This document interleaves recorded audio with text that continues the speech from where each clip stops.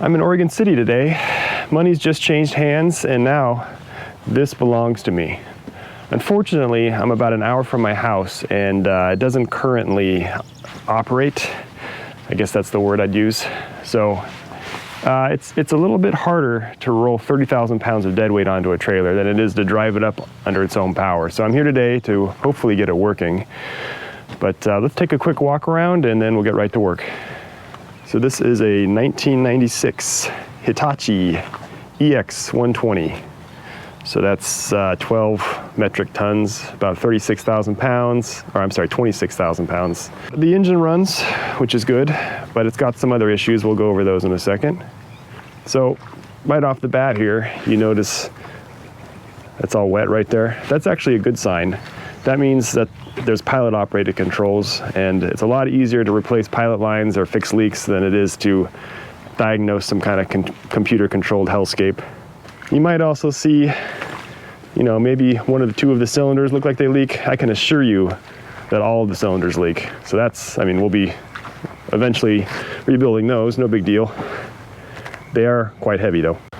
Got a thumb here with a Jones quick coupler. It actually comes with 3 buckets. There's 2 of these digging buckets and then 1 muck bucket, which is very nice. Since it doesn't work, I didn't get a good an idea of how much wears in the pins and bushings. He did have another excavator here though at the time, and we were lifting it up and I could kind of get some kind of idea. Yeah, there's not much I can tell here. We're missing some pins there and we need a cap there. But yeah, the bucket is completely full of water, but that's about a week's worth of water around here. Over here in the cab, we got a nice little mossy little garden right there for while you're running this thing. You can look down and see some green. Needs to be cleaned out, but there's nothing horrible. The only glass that's missing is this piece is broken, and it looks like something's missing here because that's not the right. We got the top that's in there. It's stuck though. I can't get it down. It's been up so much. So, you know, just a good little pressure washing. We'll see how that turns out. Oh, I'm in the water. Undercarriage is pretty tired. I mean, the sprocket is a little bit worn, and then these chains are these rails are pretty stretched out. So I think what I could do though is just take a link out and call it good. Since this is just going to be a farm machine, it doesn't need to be perfect. Other side's about the same, although it looks like there's a tensioner issue over here. It's pretty loose. So that'll be something else to check out. Boom and the stick both look good. No mysterious welds. They're straight. We got a little hydraulic issue there. That's just the new line, or that's just the cover. I don't know. That line looks pretty toasted too. So we got a few lines. I've looked kind of over it before, and there's a few lines that need to be replaced. Pretty expected. Got a hard line held on there by some wire, baling wire, nice. And something going on up there. This thing's nice. You got an anti-leak proof little wrap right there so you don't get sprayed in the face while you're running it. That's nice, good idea.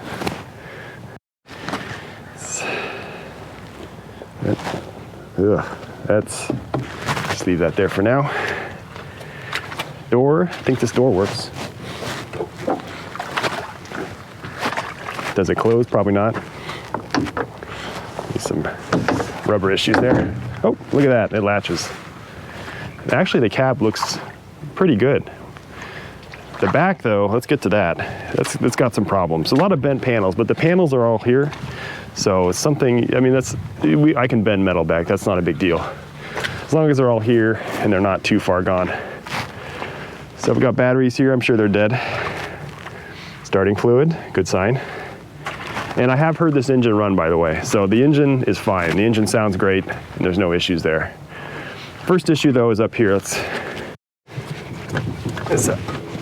one up there. All right, so first issue is a tree landed in this area here. So unfortunately, this is the hydraulic cooler right here. And this is the neck that goes probably from the pump down. And it got pushed right onto this channel and it's leaking. When we started the engine, I could see it just shooting oil out. So we're gonna have to put a Band-Aid on this thing. Not sure how I'm gonna do that yet. We'll figure that out. How's the coolant doing? Oh, I'm sure it's fine. And over on this side,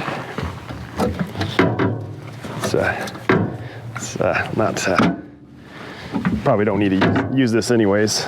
Looks like there's a rat's nest in there, so we'll just leave them in there. Got a fuel cap. Fuel's in there. Where do you put the diesel exhaust fluid though? And this panel, which actually does open, just needs to be rebent. This is not that bad. Another issue in here, this is the hydraulic pump area. He said the decelerator or throttle stuff is messed up. So he has it disconnected right now, but it'll be fine to get it on the trailer, I think, hopefully. Completely out of hydraulic fluid for the next issue. I guess I lied, there is one panel missing right here, but that's not too bad. So over here, this is the issue here. The big issue is this line, I think he said, which runs to the boom, broke, and he replaced it with a new one, and it broke like 5 minutes later. So it tells me there's a overpressure issue going on, and the relief valve probably isn't working. I have the manual, the relief valve is back there. So, and I have the other line that he said broke, which is over here. Now, I've looked at this thing, I cannot find a break anywhere in it. He said it broke up here, it looks fine. So I'm not really sure what is going on. I guess I'll find out. Good indication of how long this has sat here, by the way. We got only a couple blackberry bushes growing into it, so this probably sat since like late fall, early to late fall, I would say. Because if it was spring from last year, it would be way more overgrown.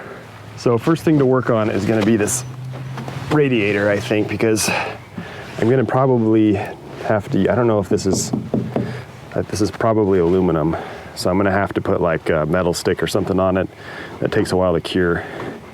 But to do that, I'm gonna have to probably pull it up and bend that neck up. I don't know. So I'm gonna start taking this off. Guess I'm gonna take this twisted panel thing off first out of my way. And then this, that I can see what I'm dealing with. This is a later model machine. So they got these weird size fasteners that don't fit any of my American tools. I'm not sure what to do. I guess I'll just strip them out.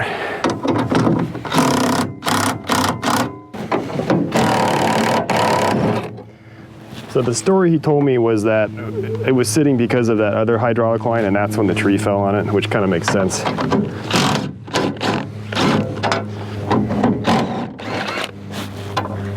And this is a low pressure system, so it doesn't have to be a super clean fix, just needs to be enough to get me home.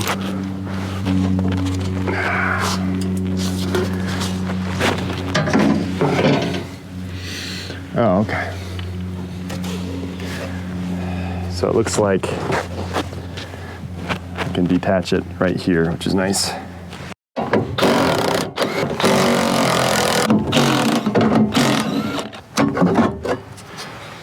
Could probably bend this back. It's not too bad. Well, I guess it's pretty bad.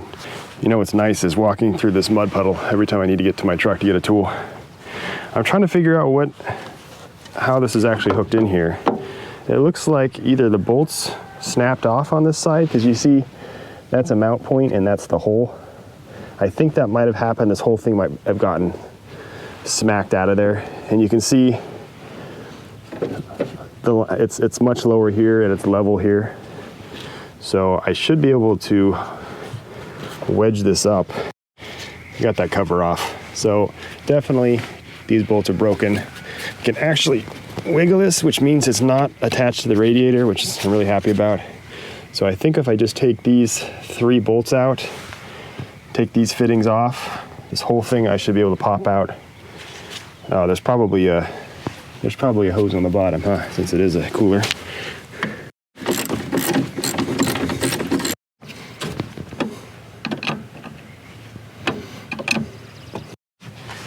Yeah, we got another hard line right there with 2 fittings. Not actually too rusty. I was expecting it to be a lot worse. I mean, don't get me wrong, it's rusty down here, but not too bad. Now that the sun's out, you can see the entire cooler is bent. So it's not leaking though, which is a good sign. Might be able to bend it back when I get it home. It's still really hard to get out. And I think the issue is these fittings right here are catching as I try to pull it up. It's dripping down here, but I do have a bucket down there catching it. Good news, this is that panel that I thought I was missing. So I got that right there. Everything's turning up matte. Okay, I got the top broke free.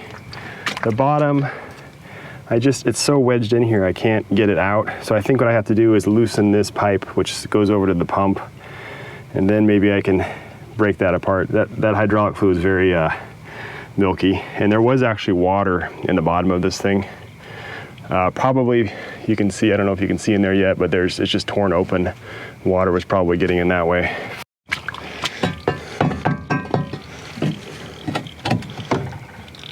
Oh yeah. Oh my gosh. Much, much better. This should just come right off now. I think it's moving here now. It's kind of still wedged, but it is somewhat coming up. It's up. I can't get it up any farther right now. I don't have any good pulling or prying stuff in here. I think this is enough space to work on it though. So you can see there's the brake, and I don't think there's any salvaging this thing really. So I'm just going to clean it out in here as best I can, and then I got some steel stick, and it's like literally a Band-Aid, just put it over that hole, let it cure, and hopefully that's enough to get me home. Now it does look like there's some kind of thermostat in there, so maybe this only opens when it gets hot anyways. I guess we'll find out. Even if it's leaking a little bit, that's okay. It's good enough just to get it started and moving. I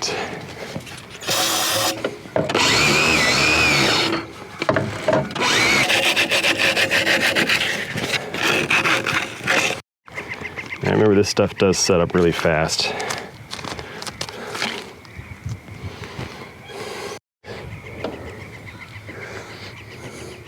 All right, now we wait.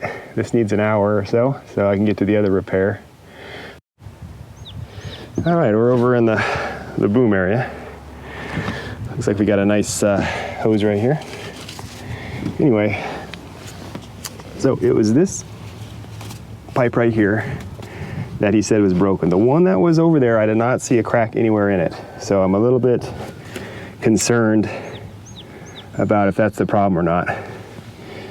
Either way, I'm gonna take it off and I'll make sure it's this one that he's replaced, and then take a look at it. It could be maybe the seal's bad. I'm not sure. It's very suspicious. Just realized I forgot my O-ring kit, so hopefully the O-rings are okay. I'm almost wondering, since he said it started leaking 5 minutes later, if he replaced the wrong hard line. Maybe it's the other one. Doesn't look blown up.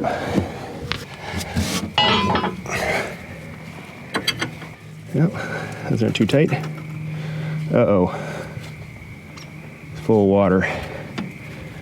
Uh-oh. That's not good. What's this side like?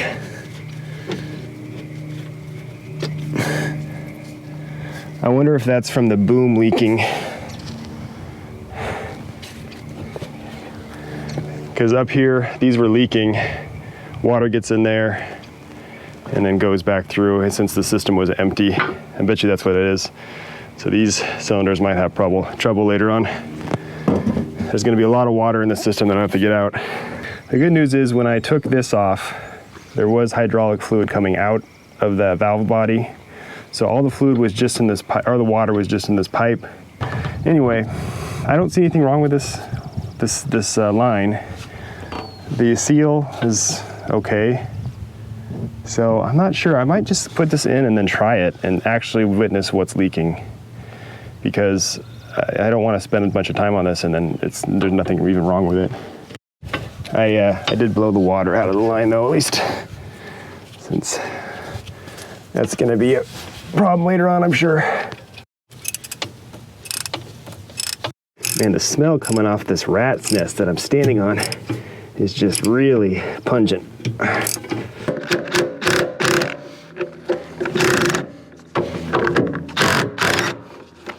This thing's seen better days.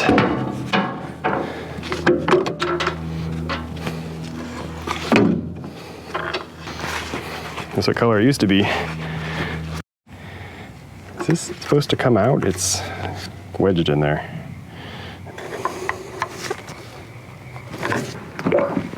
Perfect. Whoa, whoa. All right, this tank holds, I think I looked up the specs. It was 15 gallons and then 35 for the system. So I'm gonna probably put the 4th bucket in. I don't know, maybe I'll see what happens. Yeah, I probably should put the 4th one in. All right, back on this side. This is hardened up. Yep, so I'm just gonna be very carefully slide it down, make sure that doesn't hit, and then hook it back up. All right, you can see I did tap it down a little bit too hard, but it's all rigid on here now. It won't move, so that's good. Got one battery kind of charging that one. There's a low one. So we can try to turn it over here.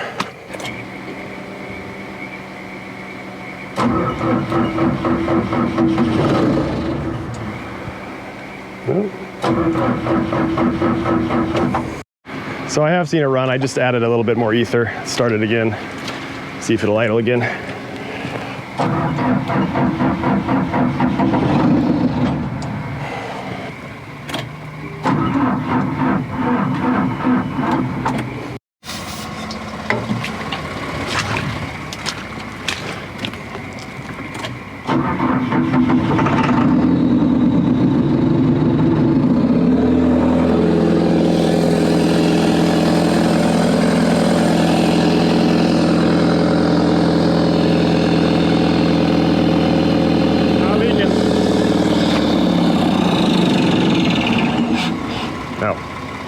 Not sure why that just died. That could have all been ether for all I know. Not leaking though, that's a good sign. Pump, this is completely emptied out. So it was must have been really empty. So I'm gonna put some more fluid in while it's charging. Just heard this fitting up here freaking out.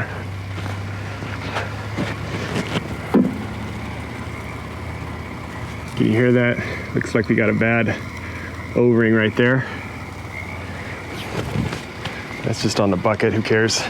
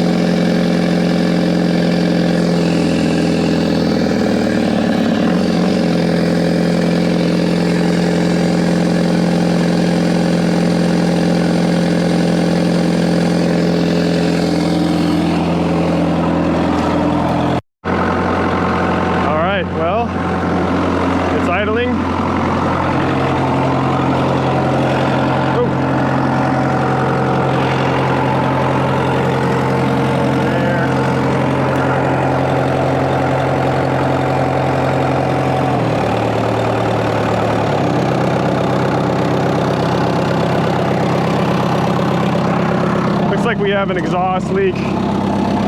I think also probably since it's been sitting, it was really hard to start. I think the injectors are probably, there's a leak in the fuel system somewhere.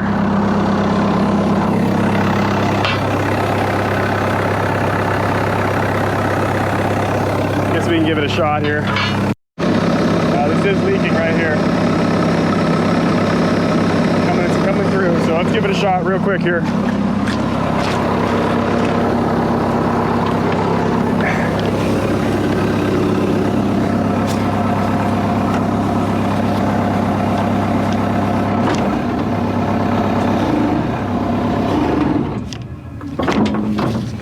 Well, that's a good sign.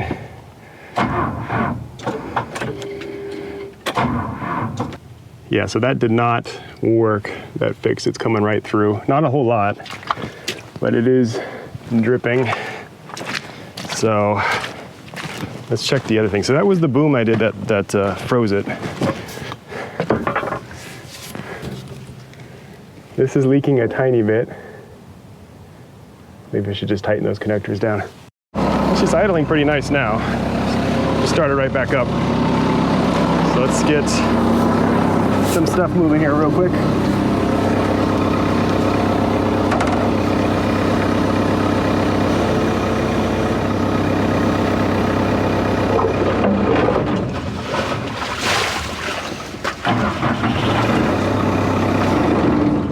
And it's just dying right away.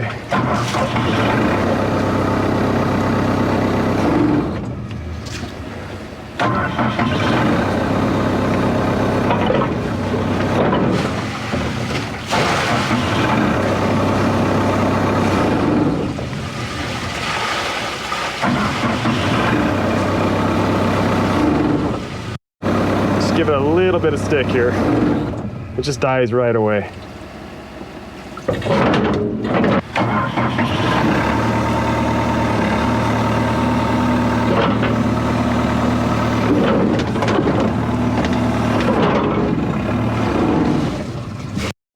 Yeah, so that didn't work. I think it's just, man, this is just the milkiest stuff ever. I mean, I could probably get it on to a trailer, but it's just, yeah, I already went through a bunch of fluid. Oh, welcome back to day 2. So I'm not gonna lie, day 1 did not go very well, but it's kind of a necessary evil because I've never worked on something like this before. So I need a day just to kind of get my bearings and know where everything is and what everything does. So with all that out of the way, I went home and I read through the manual and it made a lot more sense now that I've actually seen it. So I put together a list of everything I found wrong with it. But first let's talk about the thing that's shutting me down, which is the hydraulics. So if you watch back the video clip where it was stalling out, it was a very weird feeling, but basically the best way to describe it is if you have a car engine that's just idling and you just drop the clutch at like 5th gear, it like lurches forward and then it dies. That's pretty much what it felt like. I was just barely easing back on that control stick and it would jerk and then stop. So I looked through the manual. Let me show you the page here. So I found this page in the manual, and this is how the pump actually works. So this is the engine output shaft, and then it looks like there's a group of pistons that have like a ball joint on them that go through these cylinders, which there's like an inlet and an outlet port over here. So just because this shaft is angled, the pistons go in and out of the cylinders, and they draw in oil and they push it back out. And the angle of the pump here actually can change from, I think, 2 to 24 degrees. So I'm pretty sure and there's like a feedback loop between the engine speed and hydraulic pressure and all that kind of stuff that sets the angle. But I'm pretty sure what's going on is the angle, something's broken and the angle is just locked at full, and that's why it's just killing the engine. It could also be something like a fuel pump or like a fuel filter or something like that too, but it was revving okay. So I think it's something with the pump. So there's like 3 or 4 sensors on the pump, and I looked through all of them, and the only one that has like a mechanical thing that's probably gonna go bad is this. This is the angle sensor. So this measures the angle of the pump and then, tells the computer what to do. So I got a new one of these. It could also just be shredded wiring. I mean, there is mice in there, so that is another thing. I ordered the there's like a diagnostic cable that you can plug in here, and then you can read the computer. So I ordered that. It was like $30, but that's not here yet. Okay, so I got my list here of everything else that's wrong. So the major concern for me is the water in the hydraulics. I really regret when I unhooked these lines on the first day, I really regret not cracking these to see if there was water in them. I should have, but I didn't. Water's probably entering a few places, possibly those cylinders. Definitely from in here, because this cap is not sealing all the way. And it was probably also coming in from the cooler, since that was broken open. Hopefully those are just the 3 places. The other obvious thing is the radiator and the hydraulic oil cooler. My Band-Aid failed on day 1. I have another Band-Aid to try today. I contacted the Deere dealership. So if you don't know, these Hitachi and Deere, this is like exactly the same as a Deere 120, same exact parts. I called them up about a new one. They wanted $2,300 for a new cooler. Fortunately, I found a knockoff on eBay for $400. But unfortunately, it's still in China, so it's not here yet. So it's gonna be another Band-Aid on that. The engine was hard to start, and it actually runs really well, but it took a little bit of ether and turning over. And to me, that's probably, it's the fuel injection system's losing its prime. It has sat for a while, but that's probably something else I'll have to fix. What else here? The speed control is broken. I think I mentioned that before. So there's just a controller up there I'll probably have to replace. I looked that up, it's not too expensive. Also, the muffler's rotten out. There was an exhaust leak. I think those are $100, not a big deal. A lot of mice nests in here. The only other thing I noticed that's new is this swing gear thing is out of oil. So I brought some more in to fill that back up. I haven't checked the finals. They're probably low or empty too. So when I get this home, I'll do a full service on it, but I don't want to be swinging it around without any oil in it. All right, I guess I'll start with the sensor over here, and it's that one back there, which is hard to reach, but that's okay. Be checking this wiring too. Would you look at this? This wiring is, the insulation is completely ripped off and it's shorted out. And this is, I believe this is a servo which controls the pump angle. So that's got to be the problem right there. I might not even have to get in there. I'm going to check all this wiring out because, like I said, you know, you get mice in here and before you know it. So anyway, I got to fix that. Maybe I should just try it after I fix that. That could be it right there. Are these? How does this one look? Now that one, look at that one, is also, I'm not sure what happened there. Did I get it pulled out? I'm gonna put a zip tie on. Both of these connectors are the same, so I'm just gonna zip tie which one is which. I got these cleaned off, but you know, naturally I didn't bring any electrical tape with me. So we're gonna have to get a little bit creative on how to insulate this. This one looks like it's just wrapped. It doesn't even, I don't even see insulation up there. So maybe this is like ground or something, I don't know. Cut up some gloves here. I don't know if this will provide enough insulation. If this is 12 or 24 volts. Worth a try though. Note to self, next time bring electrical tape.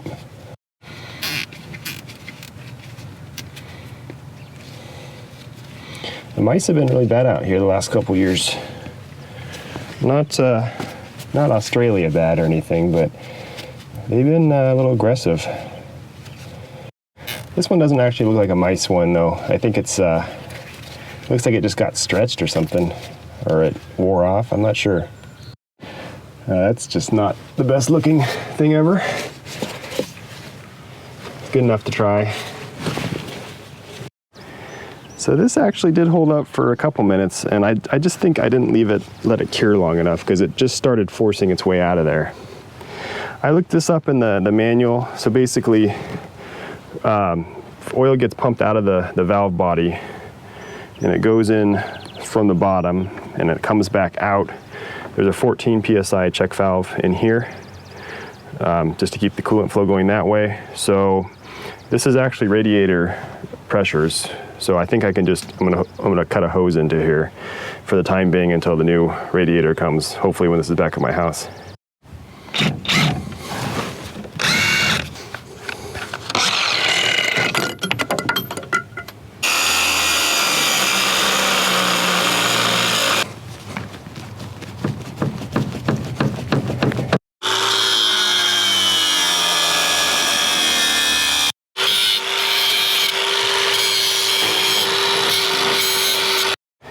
Got this 3-foot coolant hose here, so this is going to be a really nice looking repair, and it's going to want to pop off because there's no barb on the pipe ends, so I'll just tighten it down real good and then keep an eye on it.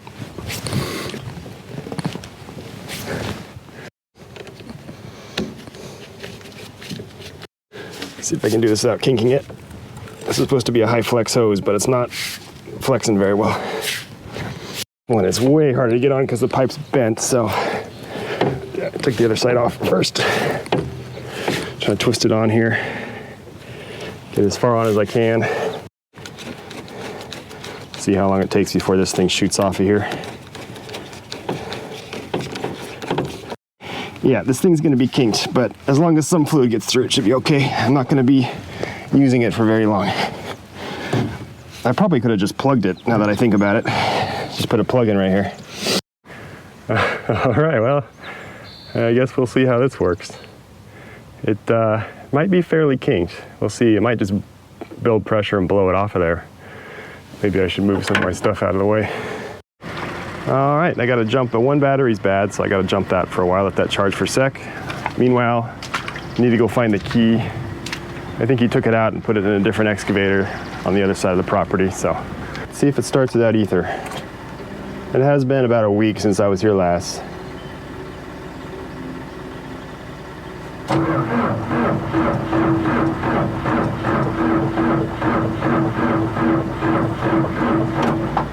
There's not enough juice.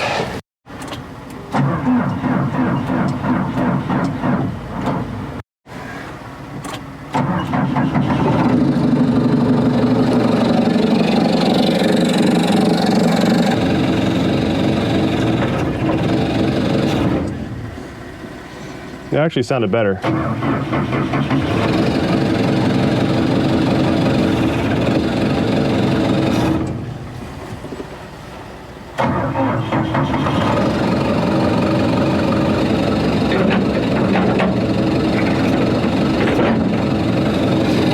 gonna give it some more throttle.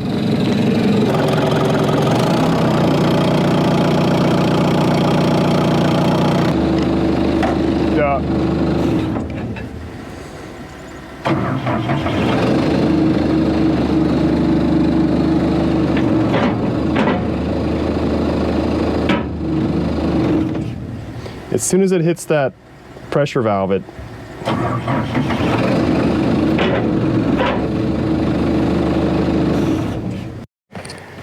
so it did start right up.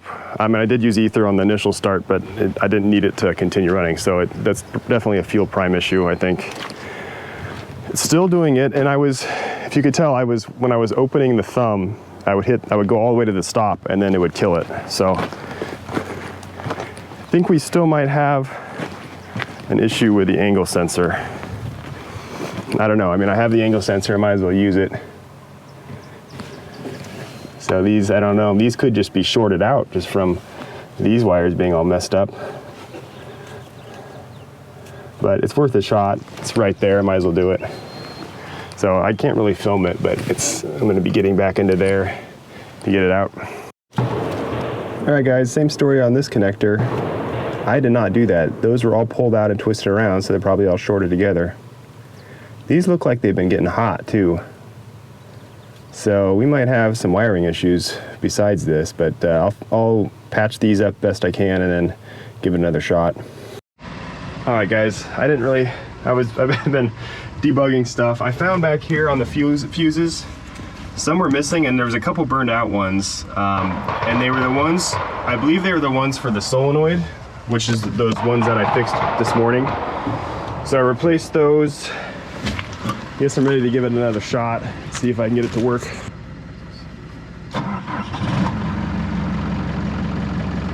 Give it some more throttle too. It's running really low.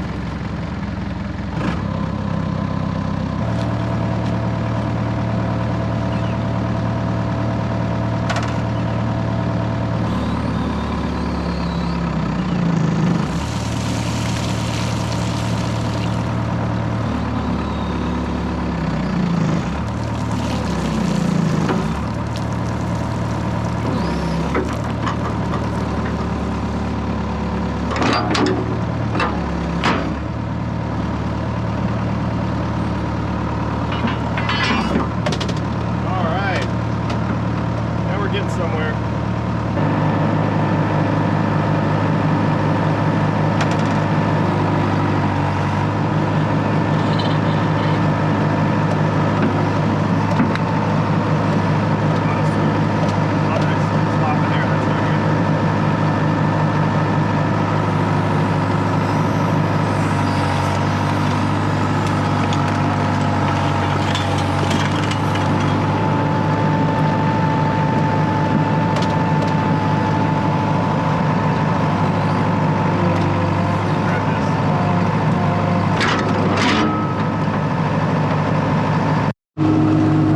To drive it. Sure I'm not gonna hit my truck. Easy.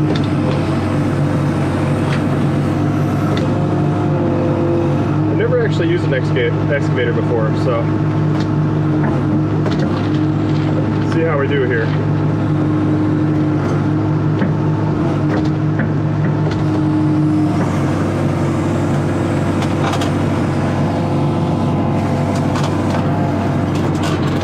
Over here. Blackberries.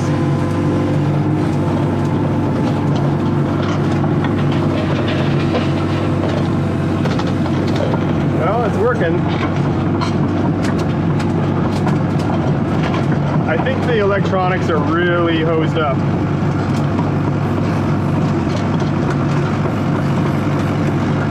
So it's going to be a lot of electronic fixing here.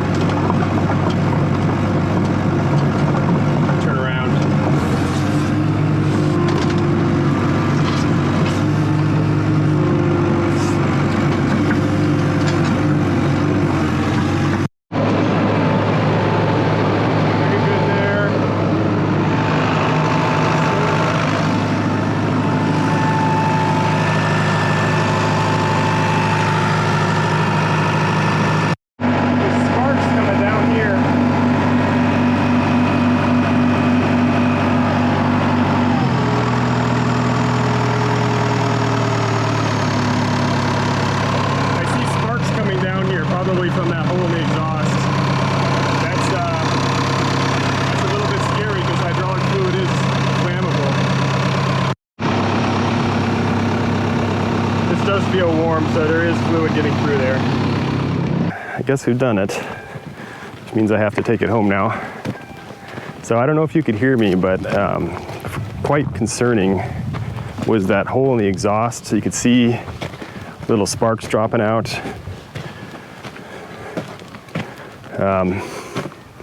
So that's something I need to fix because it was shooting right down in here, and this is all flammable. That's usually how these things burn down, is they get full of leaves, or so I'm told. I think the electronics are just completely borked on this thing, so it's going to spend a lot of time debugging that stuff. But at least it's working enough to get it on a trailer. And there's a lot of bees starting to nest in here, which is nice. But I think, you know, it's going to be take the whole inside out, clean all this mud out, and check all the wiring. It's going to be a little time consuming, but I think it'll be worth it. Runs pretty good. And all the hydraulics work, just all the leaking. So, yeah, all right, next step's getting it home. I gotta grab, there's a bucket there, and then there's another one over there somewhere I'm gonna have to grab and get ready to go. But I think I'm gonna get a new battery first, So when I come to pick it up, I'll throw a new battery in so I don't have to deal with jumping it. And I might see if I can find this real quick and throw it in. The only concern is all the borked up electronics. Like this might actually be okay. So I'm not sure. All right, guys, well, I guess that's it for this video.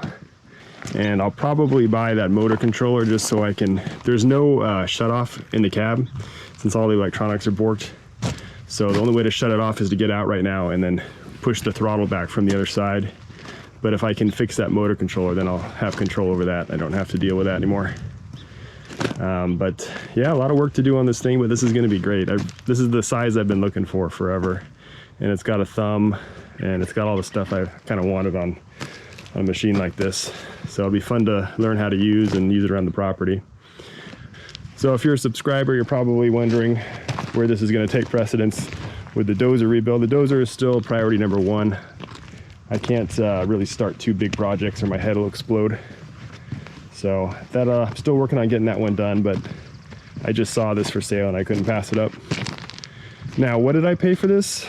I don't think I mentioned it. I paid $10,000 for it. And I don't know, that might seem like a lot or a little to you, but I've been looking at the market for years and stuff way worse than this is going for more. So let me I got a few comps I can show you. So here's a few comparable machines on my our Ritchie Brothers wish list, and these just sold in the last couple days. So here's a 1993 Hitachi 100-2, so it's the next size smaller. So it's a few years older. It runs and everything though, no issues. It's got a mechanical thumb and it's sold for 26,500 Canadian, which is like 20,000 something American. Here's another one. This is a 1980 or 1998 Deere 120. So this sold for 24,000. This is basically the same exact machine. It's a 2 years newer. It's a Deere 120, same size. Got a thumb, and that was 24,000. And then on the third one, we have a non-operational Deere 120. It's a 2005, and this one sold for 18,500. So I got this for 10 with 3 buckets. I think it's a good deal. I mean, just parts alone, you could part this thing out and scrap it and make more than 10 back easily. So anyway, that's my reasoning on the price. I don't know, maybe you think I got scammed or whatever. He actually had it listed for 12,000 and I offered 11 and he countered with 10. And I think the reason for that is he forgot there was a couple other issues with it, like that throttle control thing and then the tree falling on it. So I think he was trying to be fair about that. So anyways, that's it for this video, guys. Thanks for watching and expect to see more of this in the future.